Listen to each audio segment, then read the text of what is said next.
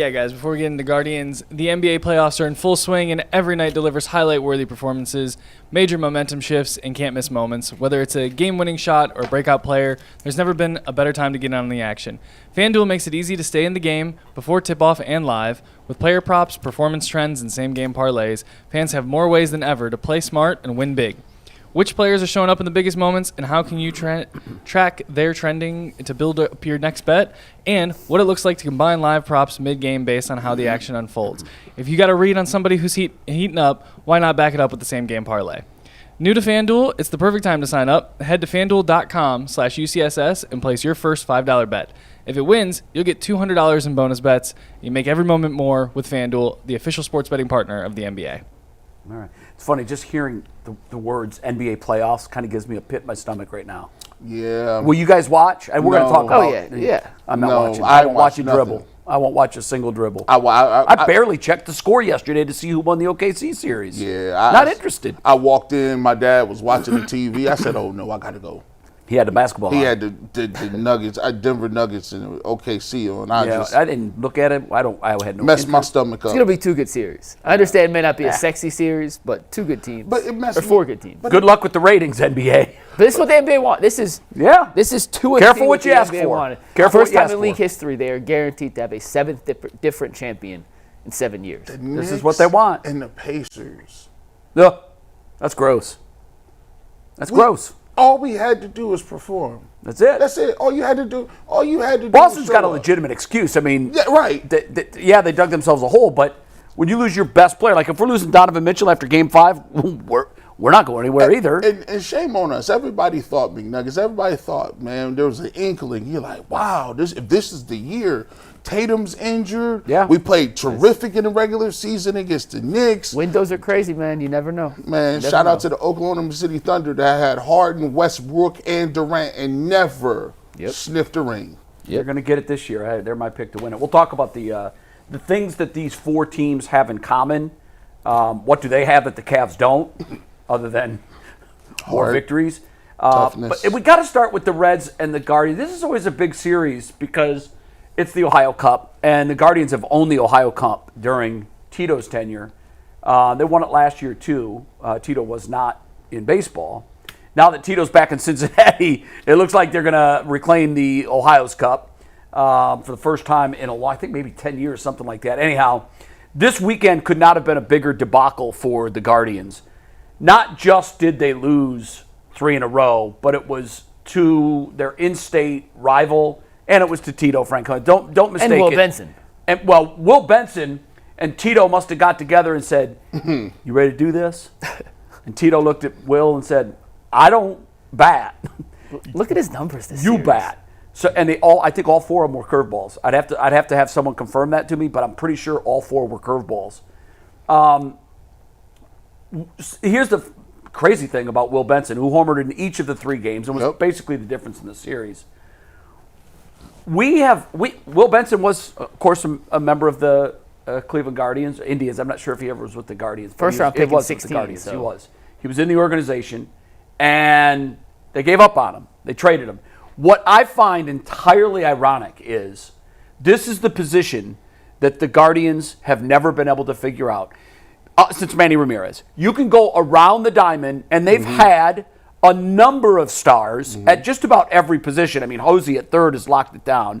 But they've had great players at every position. But right field, they can't figure out. Here's how bad it was. Will Benson hits 3 home runs in the series, is the difference in the series, while the 3 Guardians right fielders, I don't even know how this happens. Big Christmas is hitting 150. Yep. So he looks like a fraud. All that postseason excitement last year, teams figured out, okay, don't throw the ball here against him because he'll lose it. And when they don't, he can't hit. 150. Worst at bats I've ever seen. Terrible. Nolan Jones, who was a good prospect, we traded him away. He had a great year with Colorado. We bring him back. He's hitting 181. Yes. And Will Brennan, now granted, it's limited at bats because he's only been up a short time. Right. He's hitting 0-0-0, 0 for 9.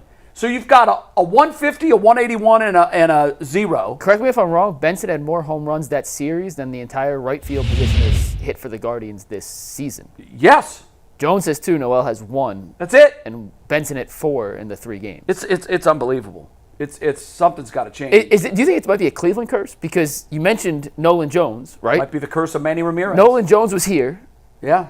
Not productive in his time here. That's why Cleveland was trades him to good. Colorado. Has a great season in Colorado. Last year, not nearly as good as it was in 23. Right. But comes back and is hitting 181 with a sub-6 OPS. Yeah. Will Benson here did not live up to the expectations. Nope. Goes to Cincinnati and has Becomes been a star. up and down, but very good in this series. He's had moments. At some point, it's just that position in Cleveland since Manny. Or they've maybe not been able to solve the code. They have great. We give them credit for developing pitchers, but where are these developing hitters at? Like it's question. just like It's not just right field for it's that, a though. power. I mean, that's where your power is coming from, the corners. You need it. and you need it, and they can't find it. And even the guys that hit well in other places come back here, and you look around, you're like, wow, listen, you guys are struggling.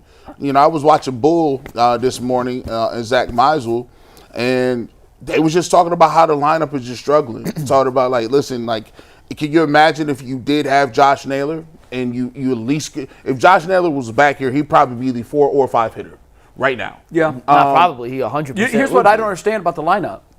Hosey gets hot, you put him back in the 2-hole. What the hell are they doing? What are they doing? I don't this know. experiment might be one of the dumbest things I've seen. It's your biggest gripe all season. It is. Well, He started Mike, before the season. Mikey, it did start before the season because they threw out a whisper. We might check him out in the 2-hole. Yeah.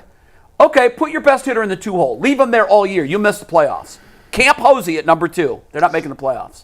They're just not. Here's why. Who else in the lineup fears you? Nobody. When you're done with the 3-hitter, you can exhale. They have a ton of easy outs down the bottom lineup. I mean, you look at Bad lineup. some of these numbers as a team, and I looked this up, and I am not Bad lineup. analytics in baseball. I know it plays a role. I don't know these like the ins and outs. So Jay, please tell me how bad some of these are. Okay. So I'm going to give you a number and a rank. You tell me good or bad. Batting average. Everyone understands batting average. They rank 23rd in baseball, 233. 23rd, not good enough. 233 is As a their team team. average. They're 22nd in Major League Baseball in OPS with a team OPS of 686. They're 23rd in extra base hits as a team. They have a 6.8 extra base hit percentage, 23rd in baseball. Their barrel rate, 7.2, Jay, that's 25th in Yeah, baseball. that's not good. They have an average exit velo as a team of 88.5. That's 28th Terrible. in baseball. That's terrible. And they have a hard hit rate of 36.6. That is dead last in that's Major awful. League So Baseball. they're hitting dribblers everywhere. If you don't what's hit the funny ball hard, is 2 years ago they made the pivot from let's not swing and miss. Yeah. Remember that? Yep. Let's To all right, let's swing from Contact. the hips. Now, Vallejo- if your Vallejo's home gone. run numbers went up, that's a trade-off. They're 13th in home runs for what Yeah, it's but that's worth. not good enough. You've got to lead the league in home runs to suck that bad. When those numbers right there, those numbers are going to, they're not a playoff team. They're not. They're just not a playoff team. Now, as constituted, Bieber sounds like maybe July. Okay. Crazy. It sounds he's on a fast track to come. I know he is. That, which doesn't surprise me about him. That could change everything. Right now, who's their ace? They don't have one. No, they don't have an ace. These are all big ifs, I know, but if DeLauder is healthy and he can go through the minor leagues with some success, okay, that's another stick. And another one's David Fry. David Fry is not far away. So it's possible that they can turn this thing around, but now the division looks like I thought it would look at the beginning of the season. I said 4th. I said I had them. And here they are. Hanging They're around just there barely at the in bottom. third place. I mean, they're also Percentage half a points. game out of second place, though. I Like, mean, it- that No, just- I know, but here's the thing. Detroit is not showing any signs of slowing down. best record in baseball. Minnesota has caught fire. Now, is Minnesota as good as they've played the last 2 weeks? No. They're not nearly as bad as they played Correct. the first month. So here's the question with Minnesota. Are they closer to the team we saw in April or the team we've seen for the last 2 months or 2 weeks? We're going to find out next 3 games. We At are least a gonna little find out. sample size. We are not going a to find out. definitive And I got to tell you, answer. I don't think it's going to go well. And I think that this next stretch is brutal. And it could be, you hate to say lights out in May, but don't fall behind Detroit by double digits by June 1st. If you're double digits behind Detroit, this isn't a team that you're going to be able to get on your horse and go chase. Because for once they don't have bona fide pitching to a point where you can say, hey, we can win with 3 runs. We can catch hot and win a bunch of games in a row. Yeah, no. When you got Lively, Gavin Williams hasn't been the ace. We've been hearing about him 2 years. Bybee, he's actually pitching so. No one's been good start to finish. Everybody has looked good at times, but also everybody has looked really bad at times. And Ben Lively's apparently going to see a doctor who specializes in Tommy John, which isn't great. Not a good sign. Not great. For the Guardians to hit the way they're hitting, to win at the level that we need them to win at to make the playoffs, they have to have maybe not elite pitching, but they have to have high-end starting pitching. And right now the starting pitching has been average at best top to bottom. And it was good to see Slade Ciccone, the guy they got back in the Naylor trade, pitched pretty well on Saturday. Pitched very well. Pitched well enough to win. A shutout going to the 5th inning, 8 strikeouts, no walks. He gave up the 3 runs in the 5th, but that was at least an encouraging sign because he's a young pitcher that has his ups and downs in Arizona. He was the piece they got back for Josh Naylor, former first-round pick, that you hope would get into this Guardians pitching rotation and into this pitching system, that they get the best out of guys and can turn into a top end of the rotation kind of arm. But between Gavin Williams, who's been up and down to the extreme, really good. Gavin Williams can't get through 5 innings without hitting 100 pitches. Bybee was not good again on Friday. Did that yesterday. 5 innings, 100 pitches. They're inconsistent. None of these guys you feel confident going into any given start that you're going to get an ace level or top end of the rotation kind of start because they all have the capability to do so, but it's so frequently or it's not consistent enough that you feel confident knowing what you're getting on a game-by-game, start-by-start basis from them. And when the offense is performing like this, they have to be consistent. They have to be You've good. got it. I mean, here's the old adage, and it's always true. You got to score to win. Yeah. And these pitchers aren't good enough to pitch shutouts. What is it? So I don't know what's going to happen with this club, but it's going in the wrong direction, and I blame the front office. They did nothing in the offseason. Can you guys educate me on what their approach is? What is their organizational approach about, like, the offense? Like, I know what they love to do pitching wise. It just seems like they just put guys out there and hope for the best at the plate. That's their plan. Let's hope that Rocchio can hit in April like he hit in October. Well, hope's not a plan. He's down to the minors. Let's hope that Gabe Arias, who at times, by the way, has looked like he's turned a corner, but at other times his at-bats are just they hurt my eyes to watch him at times. At least he's got 4 home runs. Look, I would put him in the success category. Rocchio's obviously in the fail category. Schneeman's been this season in the success. You've got to get a right fielder. Yeah. Here's what really boggles my mind. When Frankie Lindor was, I think it was after he was gone, but the tone was, remember when the owner said, enjoy him while you got him, and that didn't go over well. But I think that when the owner said, and management said, we're going to spend the money that we would have spent to keep Frankie, they have not done that. That was a flat lie. They haven't done it. Look at where payroll has been, and look at where it is now. It's gone down. It's gone down. It's gone down. It's an insult to the fans. They did next to nothing this offseason. 0. And, I mean, you traded Josh Naylor. Okay. And Jimenez. Well, where are the bats to replace these guys? Where are they? What did you do? Who did you bring into this team that was going to make a discernible difference? They won the Central last year. They look like a team that was going in the right direction, but I'm afraid what we're looking at now is a year where they miss the playoffs, unless these guys that I'm talking about that are in the wings come in and make major contributions. Outside of Hosey and Manzo, I'm not afraid of anybody in this lineup. I said this before. I'd put Martinez in the 2-hole. Mm-hmm. I would put Hosey in the 3-hole, and then I would put Manzo in the 4. When you go Kwan, Martinez, Ramirez, and Manzardo, that's a legitimate top 4 of the lineup. And you got some speed up there. And you're going to steal some bases. You're going to run well. Hosey is a smart base runner. Putting Hosey in the 2-hole, I would love to be in the room when they're having these conversations about, we can get him 30 more at-bats a season. When no ducks on the That is laughable. Okay. He's got the 8, 9, and 1 hitters hitting before him. Don't get me started. I talked to Bo this morning because He did the Ultimate Guardian show. If you missed it, him and Zach, check it out. But one thing Bull mentioned, I'm curious what you think of this, Jay. Bull said if he was running the Guardians today, he'd just release, cut, whatever the terminology is, Carlos Santana. That's one. And call up CJ Kafis from AAA. Yeah.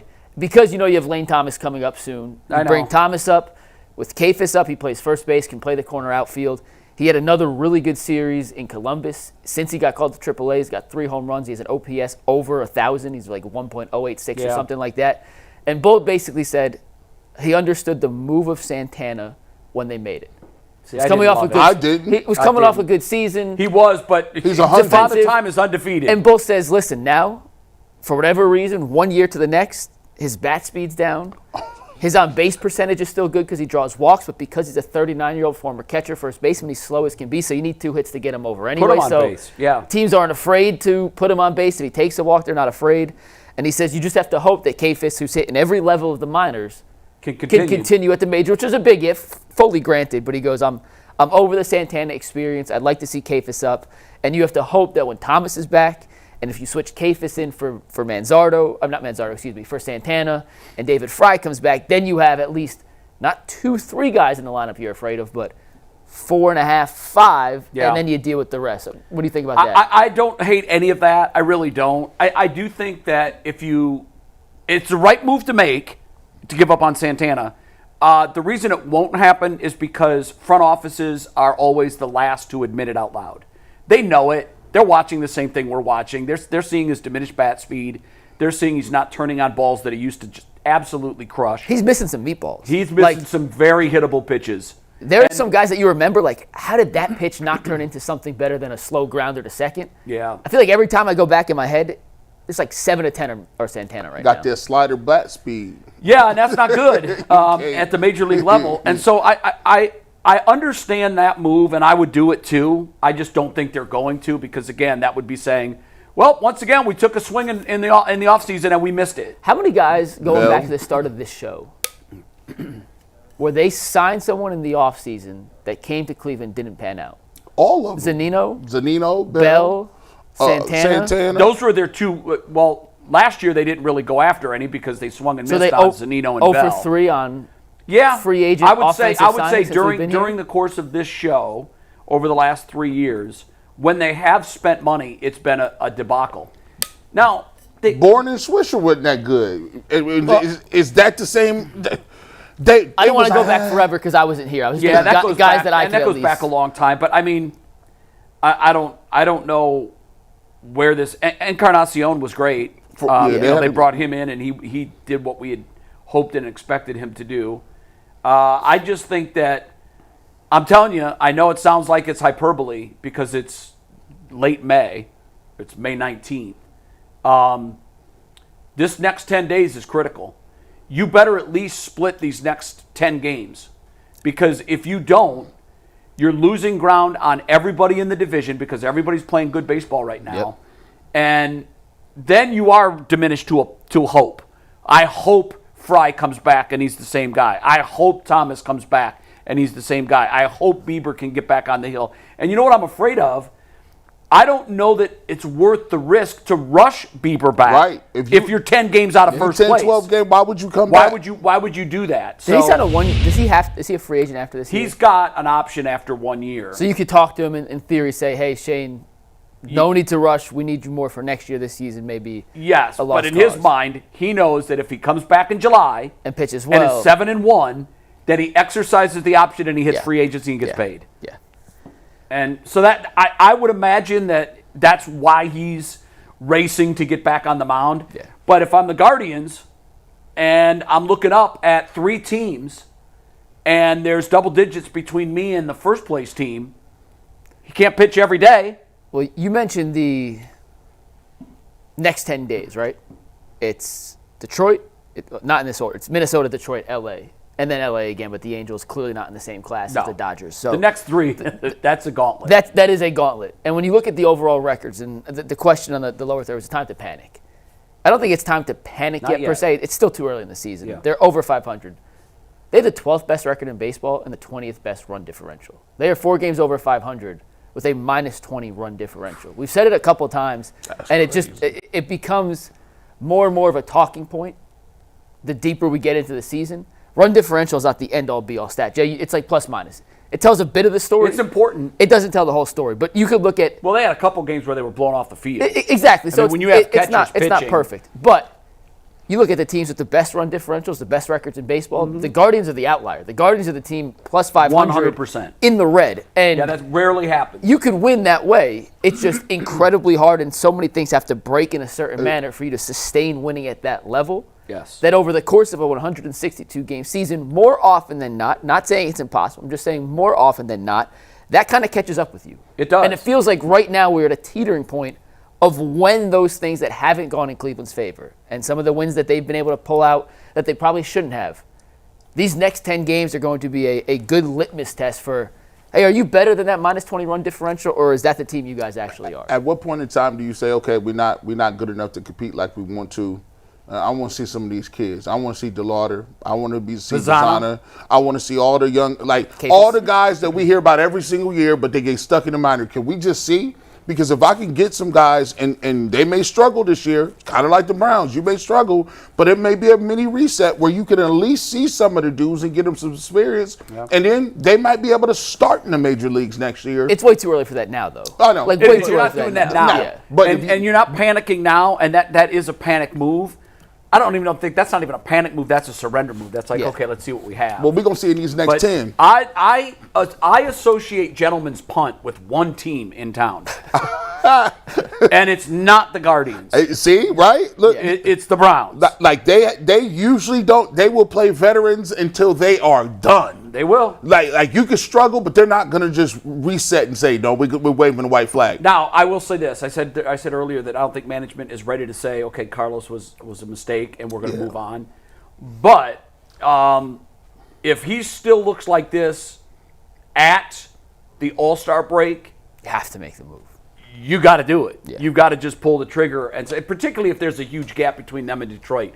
Once that lead gets sizable, and I think it is going to grow, once it gets sizable, then I think you have to have a plan on salvaging the back end of the season, and the way you salvage it is see what you've got. Even if that means bringing up Bazzana for a look, even if that means bringing up some of these other guys, DeLauder I want to see in a big league uniform.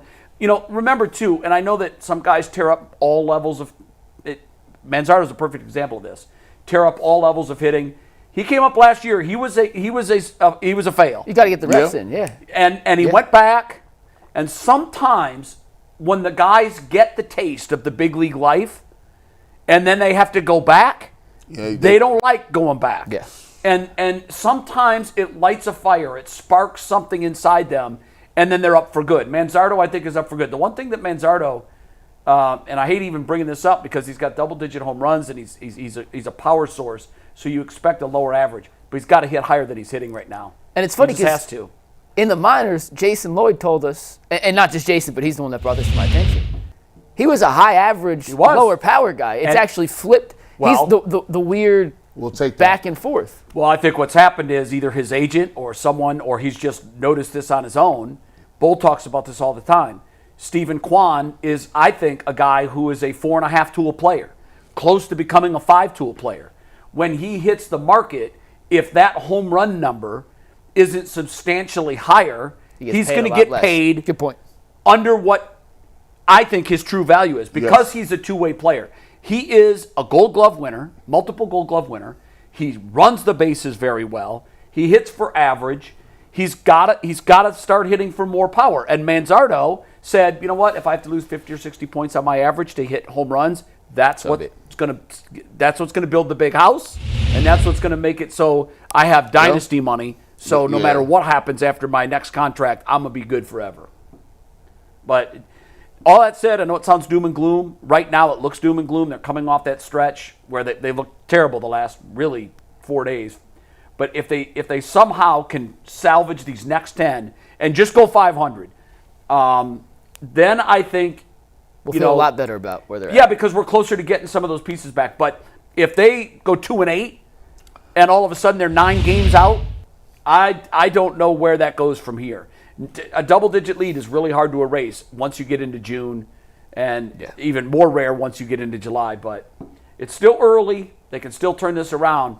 they better start hitting, and they better put Hosey back in the 3-hole, because Hosey in the 2-hole it's a nightmare. It's a nightmare. I don't see it happening.